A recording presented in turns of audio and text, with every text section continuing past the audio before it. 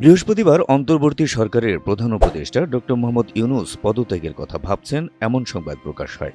আর বৃহস্পতিবারের সেই রাতটিকেই জুলাই বিপ্লবের পর সবচেয়ে কঠিন রাত বলে মন্তব্য করেছেন জাতীয় নাগরিক কমিটির জ্যেষ্ঠ যুগ্ম সদস্য সচিব ও স্বাস্থ্য বিষয়ক কন্টেন্ট ক্রিয়েটর ডাক্তার তাসনিম জারা। শুক্রবার ফেসবুকে দেওয়া এক পোস্টে তিনি এমন মন্তব্য করেন।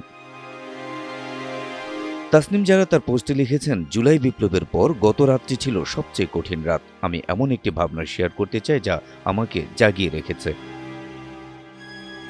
তাসনিম জারা লেখেন, এটা দোষারোপের মুহূর্ত নয়, এটা ভাবার মুহূর্ত। রাজনৈতিক নেতাদের মধ্যে ক্ষুদ্র প্রতিদ্বন্দ্বিতা এবং অবিশ্বাস সমগ্র গণতান্ত্রিক উত্তরণকে ঝুঁকির মধ্যে ফেলছে। আমরা স্বল্পমেয়াদী হিসাব নিকাশকে স্বাধীনতার জন্য রক্ত দেওয়া জাতির আশাকে বিপন্ন করতে দিতে পারি না।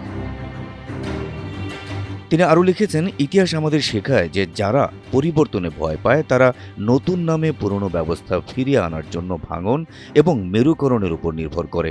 আমাদের এখানে তা ঘটতে দেওয়া উচিত নয়। আমাদের অবশ্যই দলাদলির ঊর্ধ্বে উঠতে হবে। বিপ্লব জনগণই পরিচালনা করেছেন, আর তাদের কাছেই আমরা আমাদের সংযম, আমাদের সংলাপ এবং আমাদের ঐক্যের জন্য ঋণী।